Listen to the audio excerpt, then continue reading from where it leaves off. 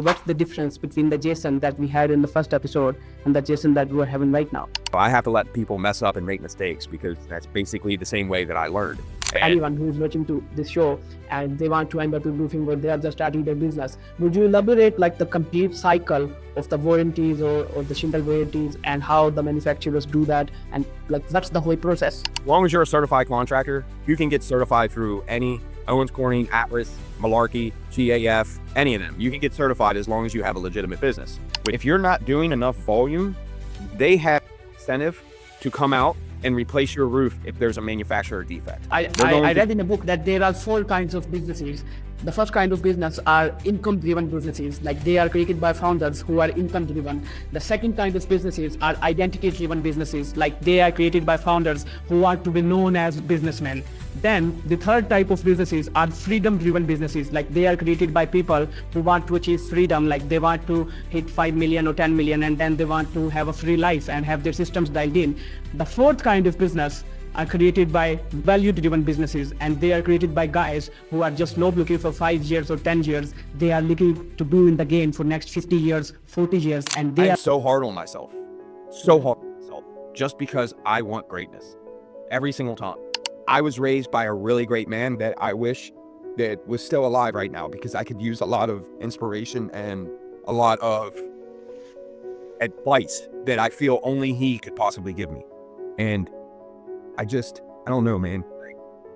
I think it's my idea of happiness is standing at my mom's house right now with my whole family and everybody that works for our company at a barbecue and just being able to step back away from everybody and look at what I've created.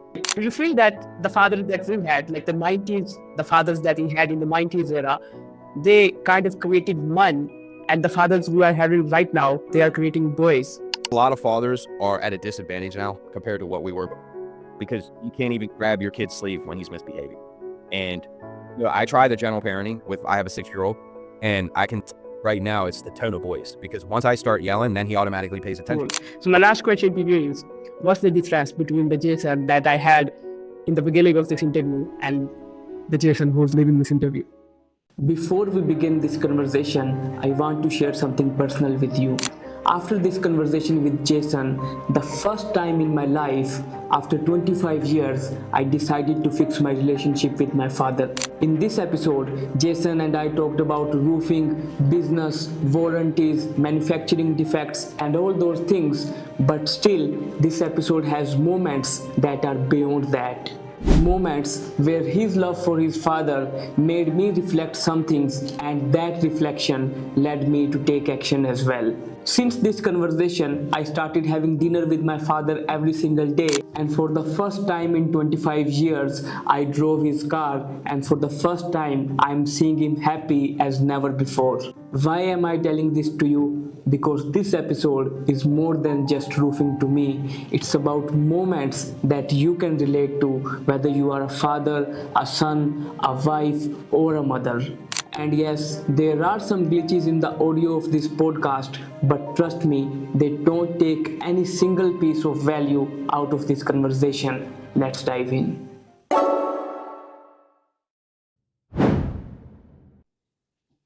Jason, you are the very first guest that I am saying to whom I'm saying this, that welcome back to the Roofing Millionaires podcast. How are you and what's going on in your life these days? Oh, I appreciate you bringing me back, man. That first one was kind of a disaster as the first interview that I've ever actually had. At that point, I noticed a big difference just by watching some of the other podcasts, things like that. Overall, we're good, man. We're gearing up for the season. We're here in South, so don't do any installs when it's cold. We're actually going to be shut down next week because the temperatures are going to drop back down. It's going to hurt a little bit because I know we have price increases coming across the board April 1st, so we're going to have to eat a little bit of money. But, man, quality is what we're all about, so. Yeah. Okay. Before I ask you any formal questions or any roofing questions, I want to ask you, what's the difference between the Jason that we had in the first episode and the Jason that we are having right now? This Jason is a lot more cognitive of his movements, and I would say a little more humble. I would say that I think the biggest difference is I'm attaining more leadership skills now, trying to build a team than I have in previous years, just because I was so hands-on. Dimitri, shout out to you, buddy. Told me a while ago that, I have to let people mess up and make mistakes because that's basically the same way that I learned. And it's gonna suck sometimes. And I totally get that. So I've kind of adapted that philosophy, and that is helped so much. Just in the fact that I'm trying to be more precautious beforehand and like making sure my lists are right, making sure the to-do list is right, making sure things are dispatched correctly. So it's a learning process. I mean, we're trying to scale again from what we did last year, and we're starting off the season really, really good. So, uh, all hands on deck, man. We're about to be 100% deep in the game, and no sleep in the future after next week. I have no sleep in the future. So, Okay, that's wonderful. And for those who don't know, Jason was the very first guest that we had in the show, and it's you are quite inspiring journey. Like if someone has listened to or watched to your first episode, they know how you ended up in roofing and what happened in your life. But in case someone doesn't know who you are, would you like to briefly introduce again that how did you end up in roofing? And at times we have an interview, but when we get back home, we feel that there are so many points we missed in our journey that might have helped someone relate to our story. So, are there any points that you missed that time that you would like to share here during? And would you like to tell us that how you ended up in roofing and what are the things that you stand for?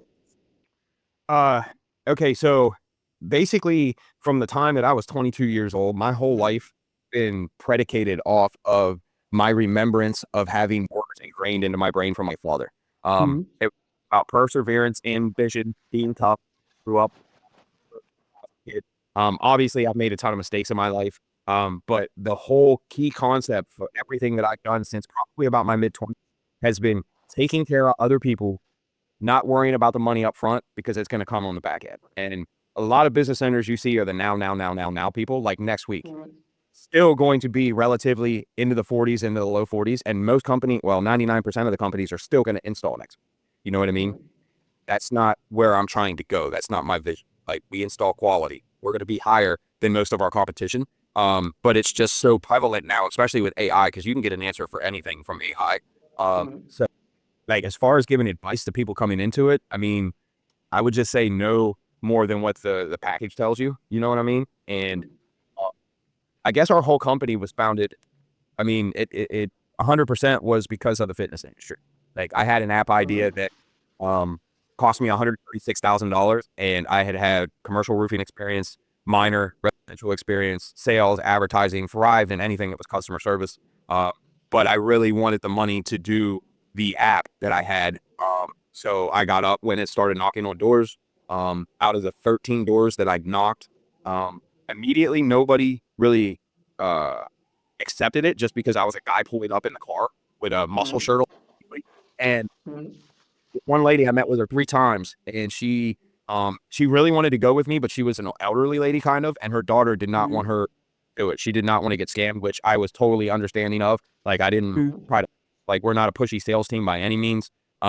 And after the second time that I met her, I got an idea in my mind that I could put the material in. She could pay for the material, get dropped off at the job site, pay me when the job's complete. Um, Bought that to her, and she immediately was all about it. She's like, I trust you. She's like, I understand my daughter's being safe. She's like, but if I'm not any money in your hands and it's going to the supplier, I know the job's going to get done. And as soon as I completed that job, everybody else that I knocked on doors for, we ended up 5 different jobs in that development. And then I installed metal for probably about another year, found out I was going to have a son. And that's when we really started to expand. We got into doing shingles. I put a crew of like 8 of us together, and we were basically anywhere within 3-hour radius. And I put down probably 500 roofs with my bare hands in about 4 years. They kept us super busy. It was a job every single day. And I learned a lot about the products. I learned like everybody's like, oh, water runs downhill. No, water does not run downhill. Water runs at the path of least resistance. And knowing that and keeping that concept in mind made a big difference because I mean, we get subcontractors come into our door all the time and they're like, well, how much do you want per square? And some of them are like $90, $100 a square. And I'm like, you're not the people that I'm looking for. You know what I mean? Like for peace of mind. Like we pay probably anywhere from 30 to 60% more versus regular contractors just because of the peace of mind aspect. Like the one crew that we have out running right now, they did 55 jobs for us last year with 0 callbacks. No nails, no trash, no debris. Like, obviously, we expect the roof to be installed correctly. Everybody at the workforce is completely vetted. But as far as skimping on trying to save money, not only on the material, which we'll get into in a little bit, but the crew and the install crew. Like, I get it. The install is only 20% of the entire job and 20% of the business. But man, that is the vital part of the entire operation. You're not getting good rapport from the installers that are on the job site. Like, you're going to be paying tens of thousands of dollars. And then at that point, in my personal opinion, and this is just only an opinion, you're basically stealing from the homeowners because you're promising them a year.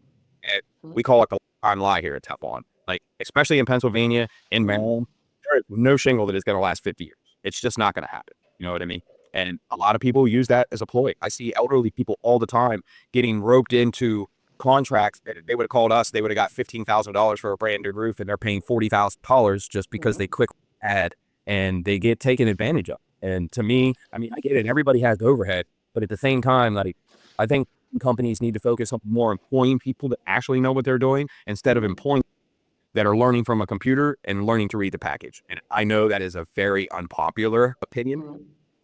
Most companies want to scale and turn around and sell. And I have zero interest in doing that. You know what I mean? We had 3 or 4 equity companies that I was in contact with over the a few of them didn't mind teaming up, but it's just they're where they wanted to go and where I'm trying to take our company are completely opposite. And I'm not the person that's going to build something and sell it. Like, I want it to be here for the next 3 to 4 decades and that beyond. You know what I mean? But by then, computers are probably going to take over and nobody's going to be on a roof anymore. So, I mean, we're going to have to find something else to do. You know what I mean?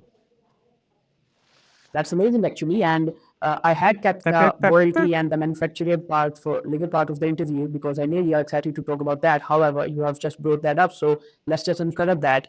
I'm a marketer. I don't know much about the manufacturer warranties and how many manufacturers or suppliers Avifor should have in his arsenal. But I do know that something about the warranties that they are only on the cost of sheet guys. They are not on the workmanship, or if any refer messes up at your site, they don't cover that. And there are also like if they the maintenance neglect, they don't have the warranty and the warranty is veiled. Like for the homeowners or for anyone who's watching to this show and they want to enter to roofing or they are just starting their business, would you elaborate like the complete cycle of the warranties or the shingle warranties and how the manufacturers do that and like what's the whole process? Okay, so obviously there's a lot of big names with chick, and probably out of I can think of 12 off the top of my head, and in our area there's 4 prominent ones. And it really doesn't matter with the manufacturer itself on what shingle they use. As long as you're a certified contractor, you can get certified through any Owens Corning, Atlas, Malarkey, GAF, any of them. You can get certified as long as you have a legitimate business, which allows you warranty. Okay, so shingle manufacturers require you to use 3 or 4 products from their give you a warranty. So that's going to be your base warranty. The issue with it is if you're not doing enough volume, they have incentive to come out and replace your roof if there's a manufacturer defect. They're going to blame it on one of the other generic products that you put on the roof. Because at base, when you get a brand new roof, 6 products that can be installed. Okay.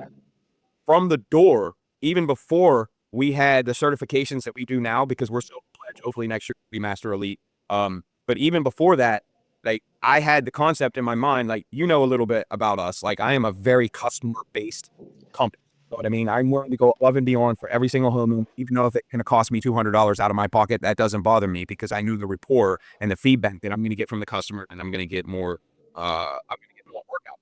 So when it comes down to installing only 3 or 4 products, like I said, you're not getting the manufacturer has millions, and it's really easy to wrap things up and work with.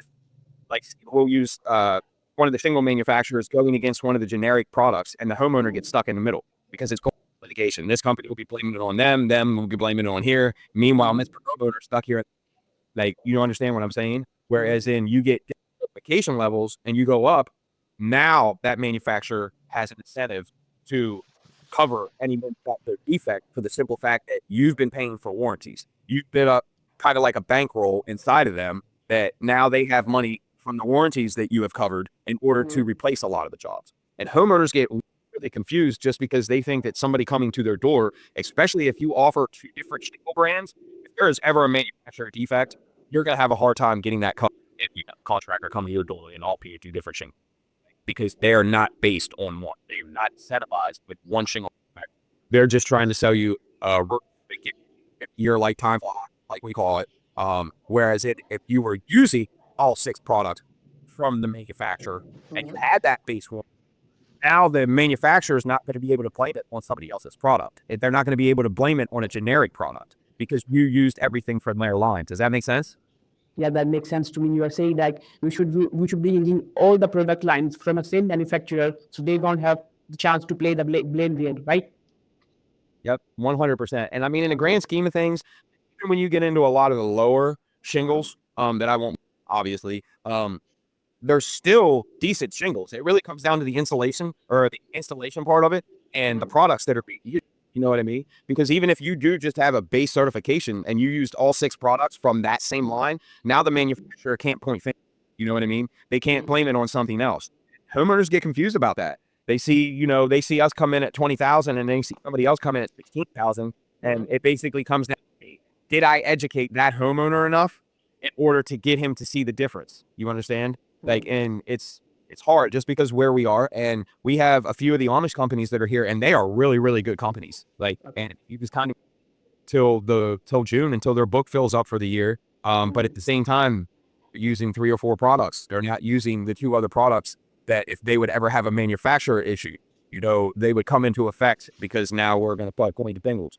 They're going to say, hey, I'm certified in this. I can give you this 50-year warranty, just the same thing as I started. But I did enough research and had enough knowledge to understand that, if I'm using a generic product just to make things cheaper out of my pocket, that could open a whole plethora of bad rapport from homeowners. You know what I mean? And at the like, it was hard to compete against a lot of those guys. You know what I mean? Like, I'm doing jobs making next to nothing on profit just to keep the wheels turning inside the business. So, like, when it gets down to that, I don't have the people, the project managers and the people putting in the orders and the office people. Like, I had to do all that stuff myself just because I didn't have the money to invest into it. Like, I didn't have the profit margin. You know what I mean? Whereas 2 years ago, we had to change that. And now we've been awarded the silver pledge warranty because we hit what we needed to do for GAF. And like, shout out to guys too, man. They take care of their contractors, and they're definitely they look out. That GAF to take care of the contractors and the homeowner if they're done an issue, and that's so that we decided to go with GAF. But at the same time, like, a lot of people are getting misled because the salesmen that are coming into the homes, they don't even care about signing a contract. That's it. I had a question in my mind, Jason. Like you were telling me that there is 50 years warranty, and there is 50 years warranty for several class 4 impact resistant shingles, and then there were like 30 years or 40 years warranty for class 3 shingles. But there's no way a shingle can last for 50 years. That's what I know. So why the companies give so many years in warranty? Sales. Life's all about sales. I mean, according to the government, as long as they can cover a certain percentage at that 50 years, they're allowed to offer that warranty. And I think I was one of the first ones in our area, at least, to start calling out the bullshit that was going on in the industry, because we still have companies today that are right in our backyard that go in and, oh yeah, you got a 50-year warranty, everything's completely covered, but you didn't get no craftsmanship warranty. You didn't get a workmanship warranty. And then on the opposite end of that, you have companies that come in that are giving you your manufacturer warranty and a 50-year craftsmanship warranty. Well, now they're playing the numbers because at 20 years, they're going to expect you to either forget about who they are or be out of your house. And like 80% of U.S. Americans don't live in their house longer than 20 years to start with. So at that point, like, are you really going to cover that, or do you have the arbitration agreement? I would advise anybody that's giving anything over a 25-year craftsmanship warranty to see the fine print, ask for the arbitration agreement from the manufacturer, because there's a lot of times, like, as soon as the shingle manufacturer comes out and looks at everything on the manufacturer side of things, now the company has to go against the manufacturer if the manufacturer said it isn't them, and it's basically the same thing between using the generic product and going after the shingle manufacturer. It basically comes down to the company and the shingle manufacturer. So it's just, I don't know. There's a lot of hidden truths that aren't told, and at the same time, there's a lot of lies that are told. I'm going out tomorrow to compete against another company, and they came in $13,000 higher than us just because they gave that 50-year workmanship warranty. But I educated the homeowner in the house and told them that no shingle is going to last longer than 30, 35 years where we live because we get all 4 seasons in the same week. So, like, how can a company give 15-year workmanship warranty, like, if it's not going to happen anyway? Well, when you charge them double the price of the roof, they have enough Huh? money to cover.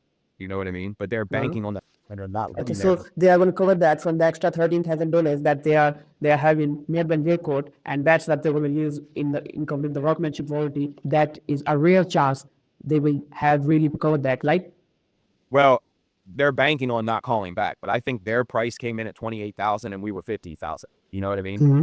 I Mm-hmm. educated him or told him like nothing's going to last past 30 years. And South, Mm-hmm. yeah, normally 30, 35. If you get an elite package from us, you're going to 30 to 35 years out of it because your intake and your exhaust is super, super important. But at the same time, is it worth paying that extra money? Is it worth twice the cost of your roof when Mm-hmm. you're attracted by that 50-year workmanship warranty? But I educated him and told him 30, 35 years, you're going to have to replace your roof. And now you get into the back and forth. It's just basically educating the homeowner, whereas in their sales guy did a really, really good job because had I followed up with this homeowner, he was going to sign, he was going to pay $13,000 more and sign me. But now, because I did follow up and I reiterated some of the things we talked about when I met with them, now I am going to get the contract. You know what I mean? So it just comes down to being transparent, man. Like we use pretty much every software that's available and be completely transparent with homeowners at all costs. And I think I can't remember the guy's name, but I was actually at a conference here 2 years ago, and I was so adamant about installing everything with my bare hands because of the quality that came from it. And he basically called me out, and I was kind of butthurt when he first did it because I'm like, dude, you don't know what you're talking about. But he said something right before we split ways. And he was like, dude, it's awesome that you are able to give homeowners that quality that you speak of. He was like, but you're doing them an injustice. And that automatically caught my, how am I doing an injustice? She was like, think all the other people that are in your area that don't you are because you're not trying to create growth and you're not trying to scale your company and hold it at this standard like you were all on a route. And that talk about punch myself in the face moment. Like so I was so focused on doing everything 100% right that he was 100% correct. Like there's a lot of homeowners 2 years ago that didn't know who we were just because when I'm doing the installation, we can't have the social media. We can't have the back end. You can't have the marketing and advertising. You know what I mean? And I absolutely hate that stuff. I'll be the first person to tell you I hate doing all that stuff. But at the same time, he was 100% correct. And that kind of opened my eyes a lot 2 years ago. And last year, I think I was down off the roof 50% of the time. And this year, I have yet to step on a roof this year. And it probably won't happen just because the crews that we have, one crew we started beginning of last year, they were already at it. So that 3 or 4 jobs is not going to be watching their install, and I'm just betting them and even more letting them know, hey, this is how we install things. Hey, this is how we have to do them. You know what I'm saying? So it basically comes down to just communication. Communication for me right now is super, super important, and that's one of the big differences. I'd probably say be the biggest difference from the last time me and you first talked to right now, other than me being more antiquated with how to be interviewed at the same time. I watch No, you are. by all your free. Actually, love the fact that you just mentioned that you are using every single tech that is out there to facilitate the homeowners. And we had Raymond a couple of days back, actually in the previous episode, and he told me that the single most efficient way to stand up against equity is to build the brand so genuine and so valuable that homeowners are just pre-folding you, and that's what I feel from your side, like that's what you are building. And I have I read in a book that there are 4 kinds of businesses. Number one, the first kind of business are income driven businesses, like they are created by founders who are income driven. The second kind of businesses are identity driven businesses, like they are created by founders who want to be known as businessmen. Then the third type of businesses are freedom driven businesses, like they are created by people who want to achieve freedom, like they want to hit 5 million or 10 million, and then they want to have a free life and have their systems dialed in. The fourth kind of business are created by the value driven businesses, and they are created by guys who are just not looking for 5 years or 10 years. They are looking to be in the game for next 50 years, 40 years, and they are the businesses that create the legacy. And that's the kind of vibe I get from you. And that's the only thing that that's going to help you stand up against the equity guys as well. What do you say about that?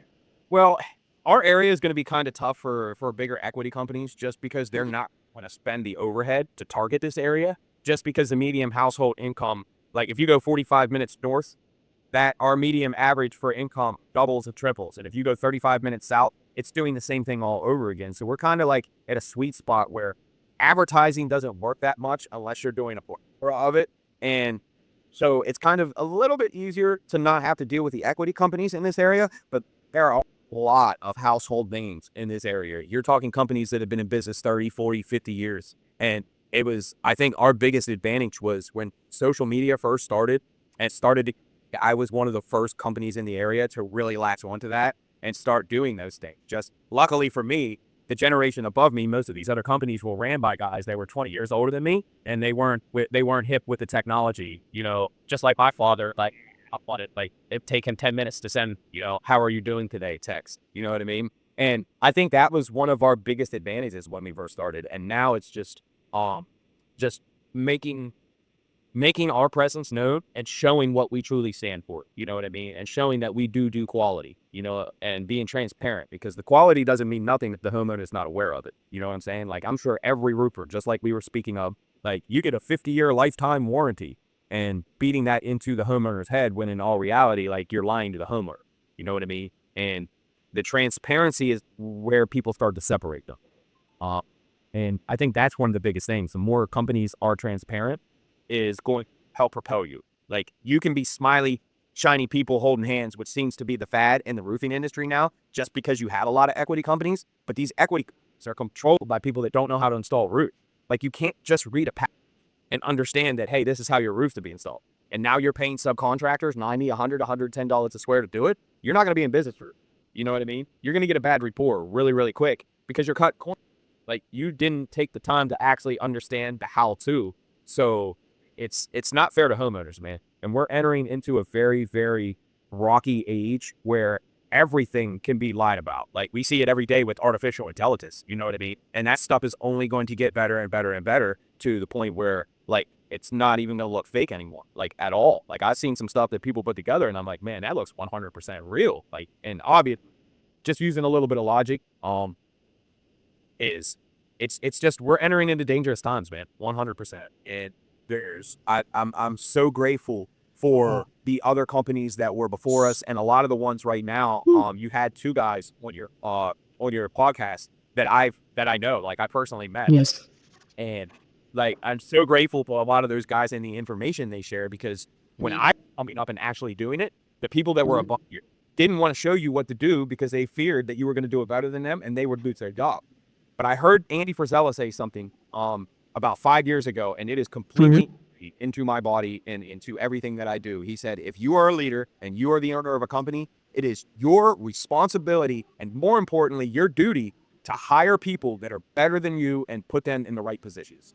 And I was like, man, you want to talk about goal. And there's a risk there. Obviously, there's a risk there. You know what I mean? Because when you start people, they get arrogant, cocky, and if your culture isn't exactly how it is, they're going to go try to on their own. And I've had people do that. But when people leave me and I see them succeed, I know I did my job, because I understand, like, I look for people that are ambitious. I look for people that want to do better for themselves. That way, when I finally get my company exactly where I need it to be, I'm not going to have to worry about those people leaving. You understand what I'm saying? I know those people, the retainment percentage is going to be great. And we're entering into that era right now. Whereas when I was traveling and doing 100 to 200 installs every single year, a lot of those guys they parted. They got, I could do this by myself, and went and started to try their own companies. Some of them failed. I think everybody that tried to start a roofing company that was with me failed, but I've had 3 people that were with me throughout that time start their own company doing something else, and they were super successful. And I love seeing stuff like that. I love being a part of helping somebody to grow, even if it's not with me. You know what I mean? Obviously, I'd like them to stay, but at the same time, like, I just want everybody around me to be prosperous, even if it's not with me. You know what I mean? And that's really the whole deal of what we're about. 100%. That's powerful, and I agree with you, because I personally feel that a leader is someone who creates, who does not create any followers, but who creates more leaders like him. And if you hire someone, and right now they are going at 30 miles per hour, and you are going at 80 miles per hour, but they have the capacity to go 120 miles per hour, but you want to treat yourselves at 80 miles per hour, then just let them go and achieve that 120 miles per hour. What is ultimately your success, because they learn from you, and you gave them water to just expand and become a free-grown tree. So I hear that. And I have a question running in my mind when you just talked about that scaling part and that equity part, Jason. That why is there so much hype about scaling a business? Like if I want to create a roofing company and I just want to stay at 3 million or 5 million, and that's my identity. I just want to deliver value to the homeowners, and I just want to have a bunch of guys around me, and that makes me happy. And I'm doing some groups. So why I cannot live like that? Like why do someone had to come to me and they had to tell me that you have to scale your business? And that I feel from this is that. A lot of times we don't know that kind of business you have to create, and then you just are in a constant grind. You made that 8 or 10 million business, then some equity guys come and they take over that business from you. That nowhere in the entire process you served your purpose. However, if you could have achieved like that 5 million business, and we could have stuck to that your entire life, and you could have delivered more value that way. That's what I personally feel. So my question to you is like, why there is so much hype about scaling my business? Like why can't I just have my own business and run it my way? That answer is simple, my man. Because greed. Everybody is Me? greedy. Why they don't give you, you know what I mean? Like a lot of the companies, they don't even have signage at the jobs. They don't want their to be seen at all until they put a yard sign in the job after it. I mean, they're scared of OSHA. They're scared of ICE now all of a sudden. And there's just so many unknowns that people haven't really built their business to do what you said. Whereas that is exactly what I'm trying to do. Well, I'm not saying trying because it's going to happen because I'm almost at the Yes. where we're going to be at a second location finally this year because I have every gear that it needs to be. But my whole idea is to have a real roofer that has a tool belt by his side running other locations. Like I am a problem because I am not greedy. I am willing to do more and go further than any other visit. You're not going to see me on a video online, which we're going to have a video made next week with these insurance restoration companies saying that you shouldn't do the insurance people's jobs by getting free estimates and will stone cold lying to the customers just to take advantage of them on the back end. And I am all about calling people out, man. Like if I see you trying to get over on a homeowner, I'm going to call you straight out. They're like, oh, you wouldn't like that if it happened to you. Please do. Let me know if I'm making a mistake. Let me know if I did a homeowner an injustice. Because I set up that if you call me at 9 o'clock at night, like I'm going to be there. I will roll out of bed and be at your doorstep as soon as you call me. You know what I mean? And it's just bothersome, man. It's bothersome 100% because I see all these videos from some of our competitors and I'm like, you guys are freaking lying, dude.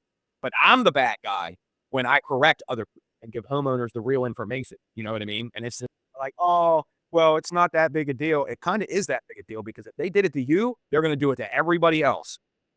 And I don't know, man. I guess like I'm not gonna say I'm way holier than anybody by any means because I'm not. Like I don't ever want to give off that impulsion. I don't ever want to give off that like vibe in any way, shape, or form. I just want to be the guy that did it 100% right, went above and beyond, and the homeowners love it. Like I don't want you to forget me. Like we call our homeowners like 2 years ago, they're gonna get a phone call this year. They're gonna get a phone call next year. They're gonna get a phone call the year after that. Like even hopefully by then it'll be automated from AI. You know what I mean? Because that will help us out a lot. Because I mean, we did 118 projects last year, and if we do that for 3 more years, we're gonna have like 500 people to call, which in the grand scheme of things isn't a whole lot. But I mean, AI can be used for really good benefit nowadays as well. They can seriously automate something like that would take me. I spoke a little bit about the fitness, which I'll leave alone, but there was something I had my son work on 2 years ago. It literally took him over 40 hours to do it. About months ago, I went in on ChatGPT and it did all of it in 5 minutes. It took 40 hours of work and got it down to 5 minutes. And I was just like, wow, dude. Wow. Yes, So product is good. Yeah. greed is the reason that people want more and more and more and more and more and more and more. Greed is the reason that they're only using 3 or 4 products from the same manufacturer because they want your job. You know what I mean? And I'm not saying every company is like that because if you're complete and the homeowner comes to you and is like, hey, I don't have a lot of money, but I know you guys are really, really good at what you do and I want you to improve. And at that point, if you're only using 3 or 4, obviously you have built a great rapport with your distributor. You have built a great rapport with a manufacturer to where if there is a problem, they're going to step in and do right by the homeowner. You know what I mean? But it's just, it's a very, very slippery slope when you start talking about warranties, because most warranties are garbage. You know what I'm saying? Like, if you don't have somebody that's 100% committed to creating real value for you, Mr. Homeowner, it's not going to pan out great in the end. You know what I mean? Like, a lot of the guys around here that give you a 50-year warranty aren't making sure your ventilation and your intake are right. And in 20 years, you're going to need a new roof, but you were promised a 50-year roof, and the manufacturer like isn't going to do nothing for it because it wasn't their problem. It was a certified contractor through them that didn't do the ongoing training, that didn't take the time to actually understand because they were greedy. It didn't care about you, the homeowner. And I mean, it's been really, really easy in my area to separate ourselves in that regard. And we got a lot of big things planned this year, man. And I'm super excited. It's really, really good to see a lot of the hard work the past 6 years start to pay off. And I really wish I still had some of those guys that were around me. Few of them off to do other things. Few of them passed away, unfortunately. But I'm always the person, like, I give back 100%. And I like to take care of the people that helped me got to the current position that we are now. So I remember from our last conversation, you told me that you are still taking care of the son of your friend that died 15 years ago or 9 years ago. I'm sorry if I'm wrong here. And when you are saying that greed is the problem, I feel that it is not a business problem then. It is a problem that we are facing as a society, because a lot of people who are in business, they haven't worked in themselves. They have ego problems. Like you just said, that if I am having some issues with my business, and if you call me up or if you wake me up and you tell me that, Muhammad, you are doing wrong here, and if I don't listen to you, that's not actually a business problem. That's my ego problem, and that exists because I didn't take the time to work on myself. And that I feel is that we have a lot of guys in business nowadays that haven't worked in themselves spiritually, mentally, physically, and that isn't a business problem. That's a problem of the society as a whole that gets reflected into the business. it is. And I mean, it kind of starts with the industry that you're in, because what you're speaking of isn't just roofing related in general. Yes, It's yes. thing. And it's really, it comes down again to the same thing. Money controls absolutely everything. And if you're willing to provide more value, like, um, oh, I can't remember his name because he doesn't do our SEO, but the guy that owns the Hook Agency, Brown, Mr. Brown. Sir, I apologize, sir. The value that that man creates for every around him, even the people, you know what I mean? He has helped us so much directly. He would never do it because he actually does SEO from one of our competitors that's a little bit up north. Shout out to you guys. Dude, that company is rocking. That company is rocking it up there. They have some good owners on their company, and then they probably have the best they have the best guy in the game doing their marketing. You know what I mean? And like, just being able to provide value for everybody else. And when you start to do that, people are going to notice that.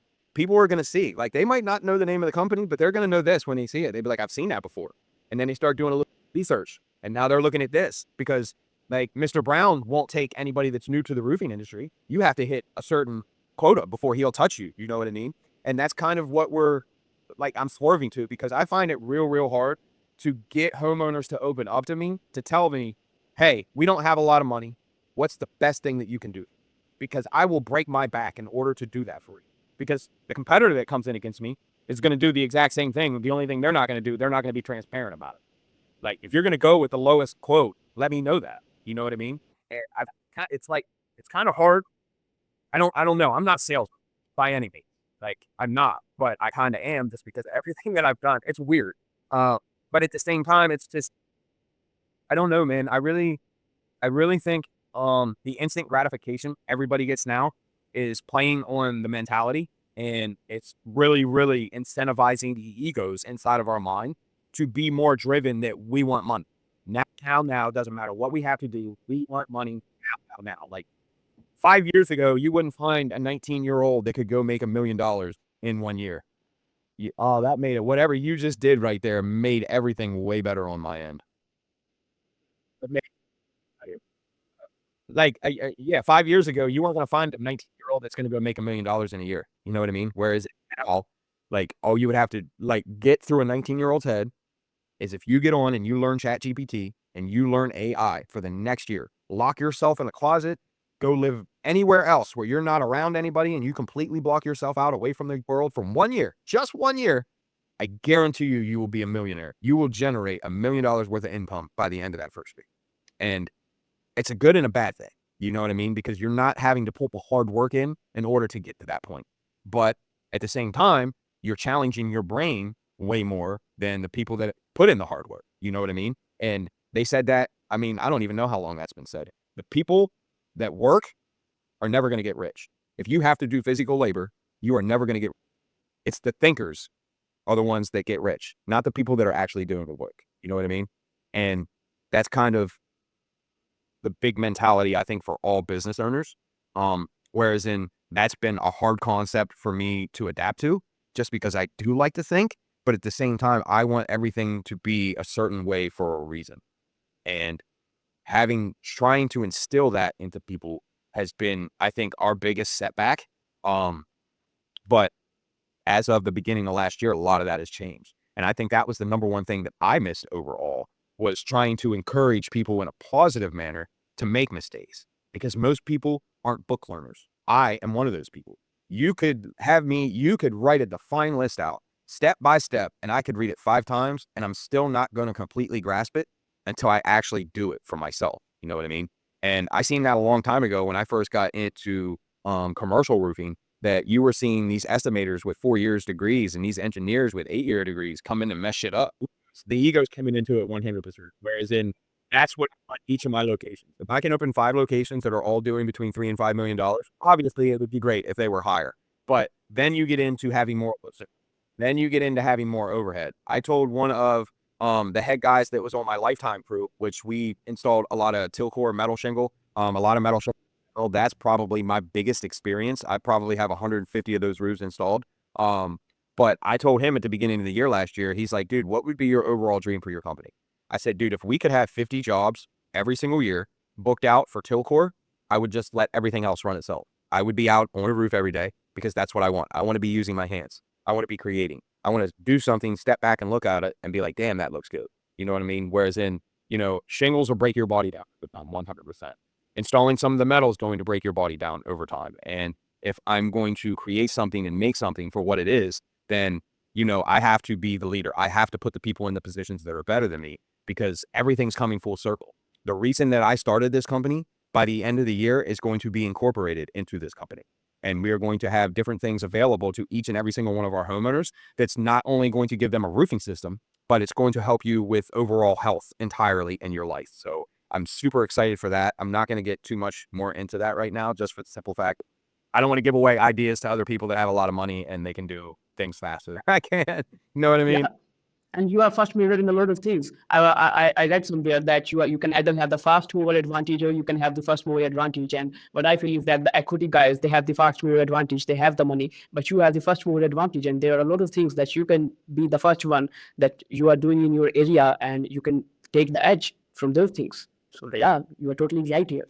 You Yeah. give them ideas. Yeah. So you told me that you closed 2024 with a couple of $1 million. Definitely, I don't want the exact numbers, but I just want to ask you how much life feel now, like achieving something that you started 9 years ago. And The way that I was raised doesn't allow me to be grateful for the things that I've succeeded in. You understand what I'm saying? I don't look back at the last 7 years from what I've built and be like, man, like I literally have to have people stop me sometimes, because I am so like I am so hard on myself, so hard on myself, just because I want greatness every single time. I do, and I catch myself before I go into conversations with some of my crew. I have to calm myself, because I say, hey, people aren't the animal that I am. You know what I mean? People aren't going to want more and more and more. Some people are just stable where they're at. And in order for me to continue to grow and evolve as a self, I have to be hard on myself. If I make a mistake, I have to ride myself hard, because there's nobody else there to do it.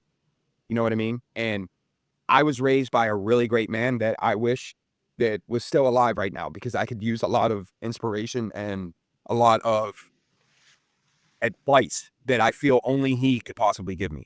And I don't know, man.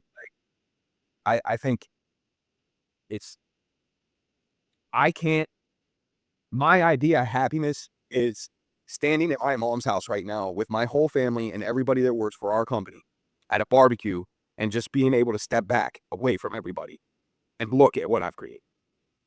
That'll bring me happiness. Not the speedboats. Not being out on a lake on jet ski. Not driving $100,000 beer. That shit's not going with me. When I'm laying in my bed at the end of the day and I'm getting ready to pass away, that shit doesn't mean nothing. Great, you've had some great experience. But what impact have you had on somebody? You know what I mean? What have you done to help everybody around you? And I get it. Like, life's all about money. You can't do shit without money. And I understand that. I understand that 100%. But man, you got to take care of the people that are around you. And that's getting lost.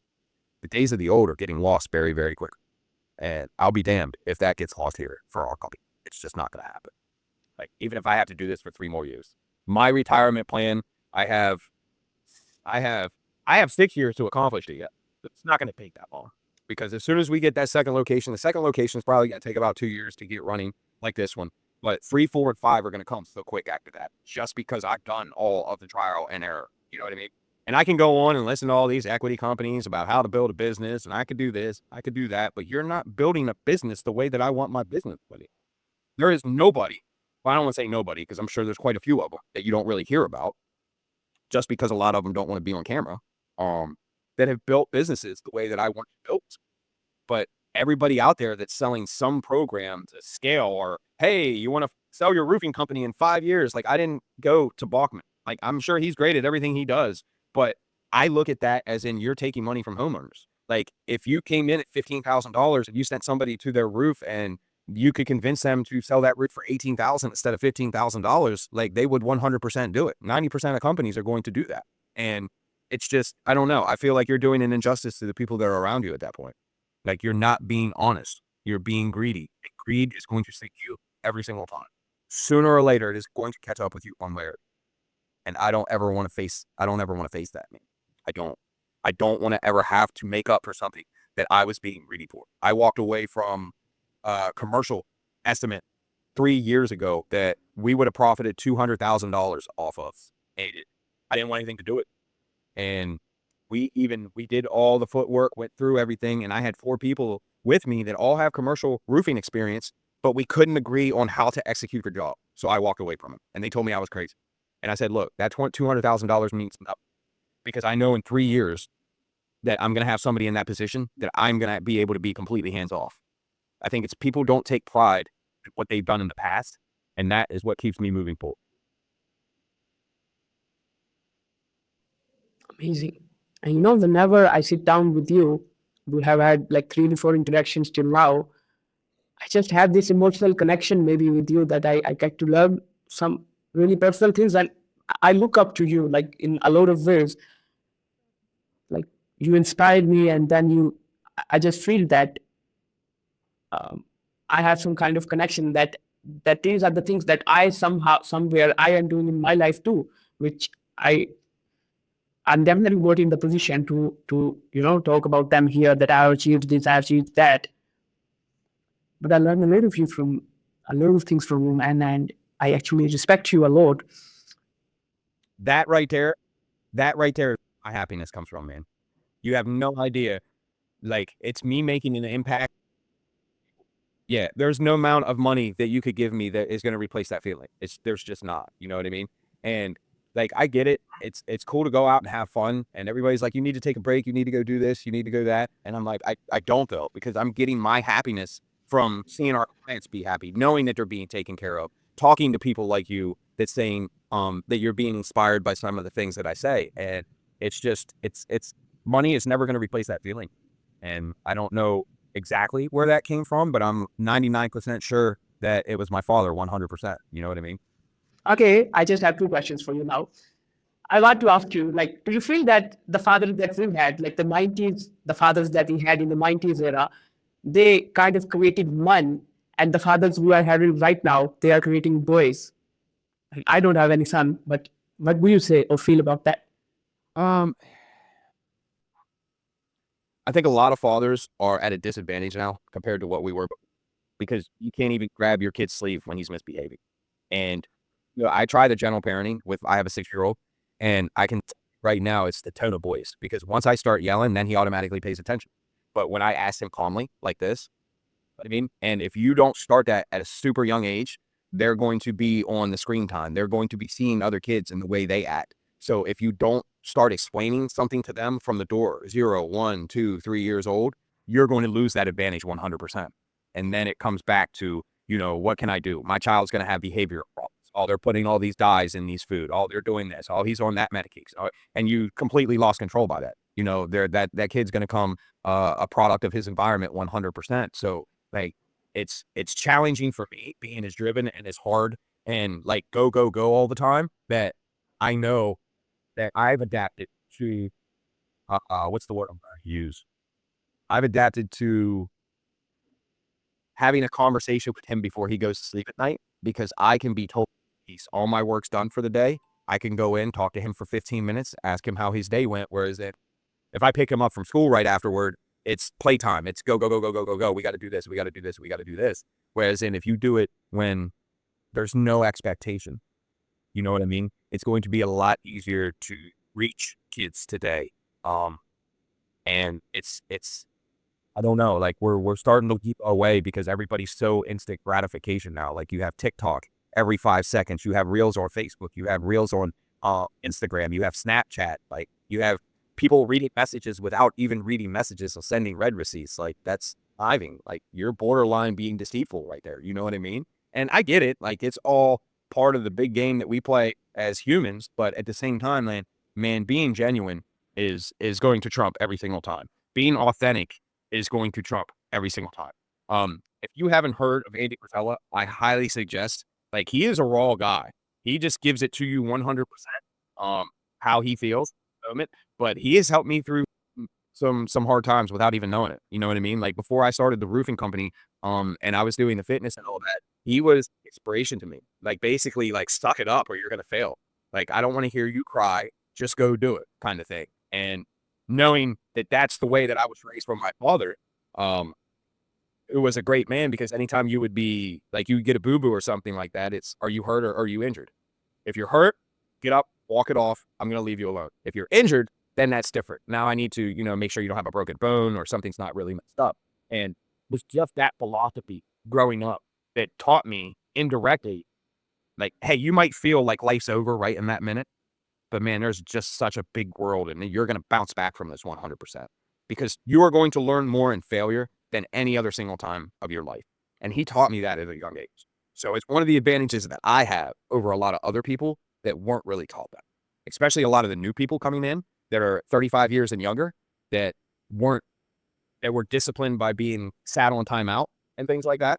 Because I mean, to be honest with you, like my father beating my butt when I was little probably created more of a bond for me than what other people think that is going to force separation. You know what I mean? And that's actually crazy because that's the first time that I've ever thought about that. I You know what I feel? We understand our fathers when they are not with us. Like that's the reality of a father. Like you cannot understand what he is doing when he is alive, and the moment you name them, you understand that all that butt kicking part, all those harsh words or failures or all those hits, they were just meant to create you the man that you are today. And now your Yes, father isn't 100%. there, so you can appreciate him or you can thank him. His legacy is going to carry on. I told him Yes, I'm not going to go the next 4 to 5 generations of my family are taken care of, and it's going to be this associated with what we're going to bring to the table to get together. So big things coming in 2025, and I have a feeling pop off in the next meeting. cool. So my last question to you is, what's the difference between the Jason that I had in the beginning of this interview and the Jason who's leaving this interview?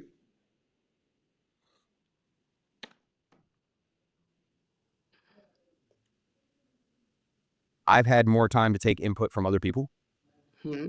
I've had more to evaluate the direction.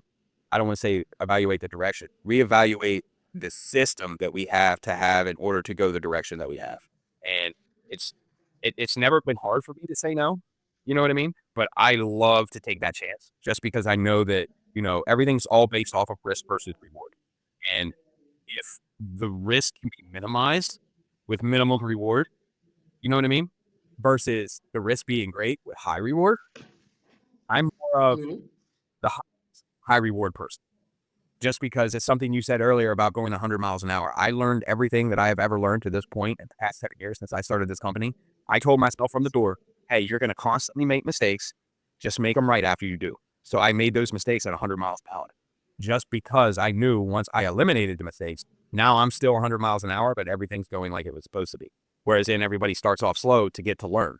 And now you're going to be doing that for the next 7 to 8 years to try to get at 100 miles an hour. Whereas if you just start going as fast as possible, stop when you make a mistake, correct it. You know what I mean? Like, obviously you're going to make more mistakes. Things are going to get messed up, but making things right is what is super important. And that'll always ring supreme. You know what I mean? So you just got to get it ingrained in your mind that you are going to do something. You're going to be successful. Set yourself back every single day, and then strap up your boots and go do it. That's really what it comes down. You can achieve anything. Thank you so much for your time, Jason. It was pleasure having you on the show. I really love the conversation. Any silent notes or advice you have for the watchers or the people who are listening to the podcast? Be genuine and be authentic. Nothing will ever replace that, and there's no amount of money that is from that. Cool. Thank you for your time. Have a great day.